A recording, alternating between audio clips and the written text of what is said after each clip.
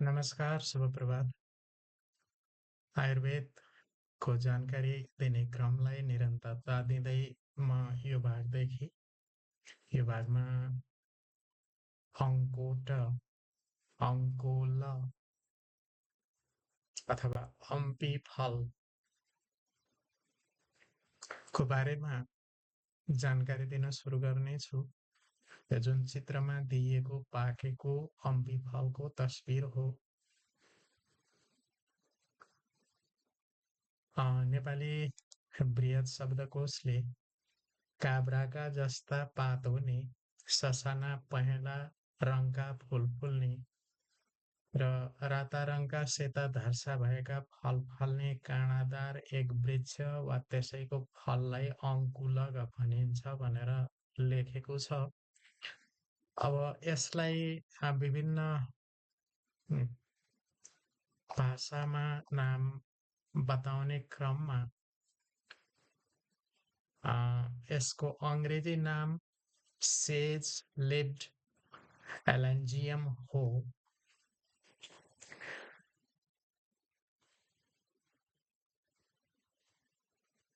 अब यसको सुकेको पातको धुलो 2 देखि 10 ग्रामसम्म ओखतीका लागि एक मात्रामा प्रयोग हुन्छ भनेर द आयुर्वेदिक फार्माकोपिया अफ इन्डियामा लेखिएको छ।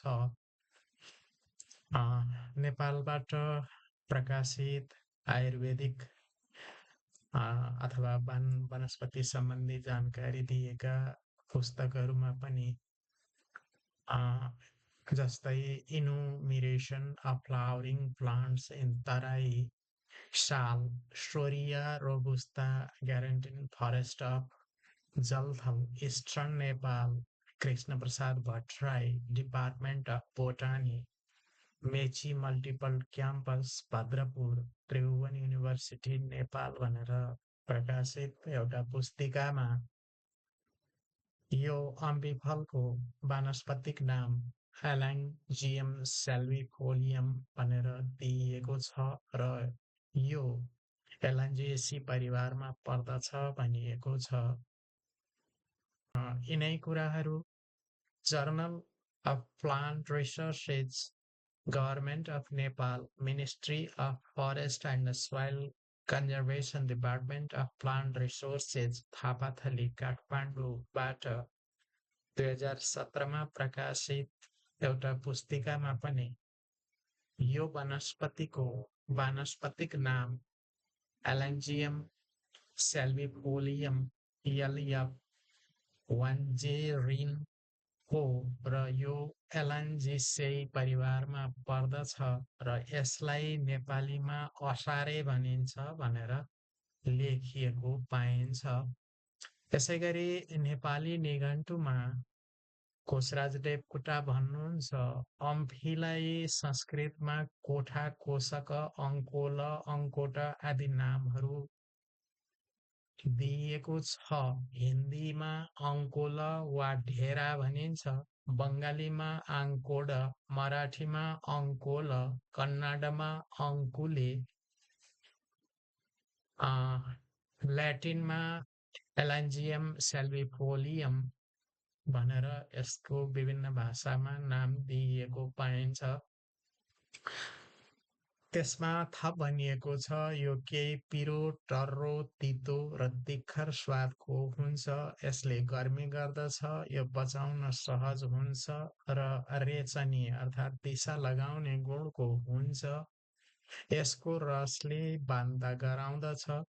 कुकुर, मुसु र बिरालोको विष तथा अन्य सामान्य खालका विष विकार, कफ विकार, वात विकार, पित्त विकार, शूल, सूजन, कृमि रोग अर्थात् किरा पर्ने रोग पेटभित्र, आम विकार, रक्त विकार, विसर्प, पिशाच दोष र ग्रह दोषमा यो फल उपयोगी हुन्छ।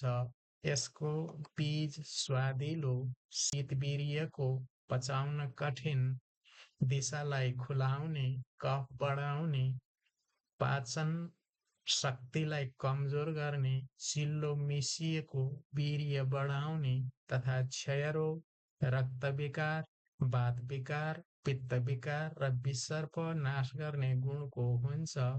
यसलाई मधेसतिर ढेरा पनि भन्दछन् भनेर लेख्नु भएको छ।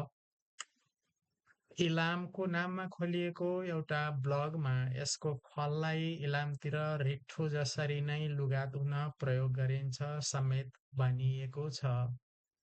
कसैले कुसुम फललाई नै अम्फी फल हो भनेर पनि लेखेका छन्, जुन सही देखिँदैन।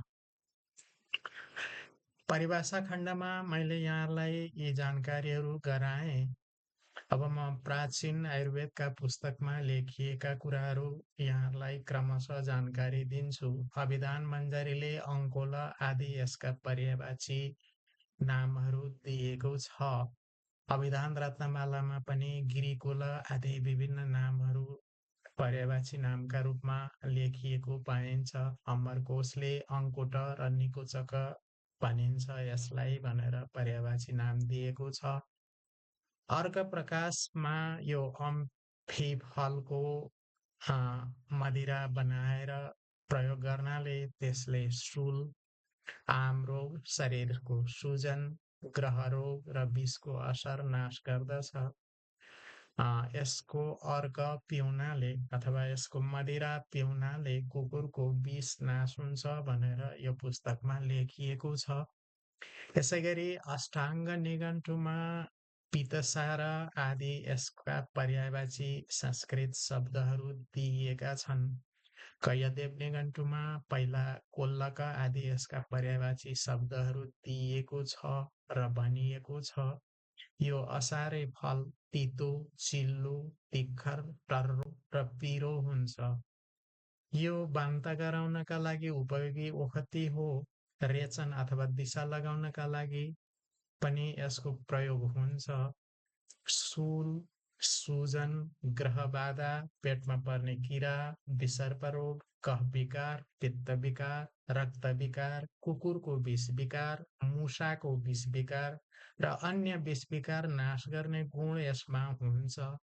यसको फलले कफ विकार गर्ने, शीतवीर्यको अथवा शरीरलाई ठण्डी गर्ने र सुरुमा र पचेपछि पनि गुलियो स्वादको हुन्छ। यसमा अति चिल्लोपन हुन्छ। यो पौष्टिक, वीर्यवर्धक, पचाउन कठिन, बलदायक र दिशा खुलाउने गुणको हुन्छ। यसले वात विकार, पित्त विकार, रक्त विकार, डाह, पाचन शक्ति, घाउ, आगोले पोलेको घाउ र क्षयरोग नाश गर्दछ भनेर लेखिएको छ र यसमा थप भनिएको छ। यो असारे अर्थात् अम्फी फलको तेलमा भिजाउनाले सबै किसिमका बीज, कुनै पनि कुराको बीज तुरुन्त उम्रन्छ। यसले पित्त विकार र वात विकार चाँडै नाश गर्दछ। यो तेल स्वादिलो र कपाल बढाउने गुणको हुन्छ। यो तेल दल्नाले सबै खालका कुष्ठरोग नाश हुन्छन्। यो तेल पिउने गर्नाले रगत विकार नाश हुन्छ भनेर पनि यो पुस्तकमा लेखिएको छ। चरक संहितामा अम्फी फल कफ विकार गर्ने, पचाउन कठिन, कब्जियत गर्ने र पाचक अग्निलाई अथवा शरीरको अग्निलाई नाश गर्ने गुणको हुन्छ भनेर लेखिएको छ। बाँकी विषयहरू म अर्को भागमा यहाँहरू समक्ष राख्नेछु। यो जानकारी मैले अम्फी फलको बारेमा यहाँहरूलाई पहिलो भागको रूपमा राखेँ र बिदा हुन चाहे। नमस्कार।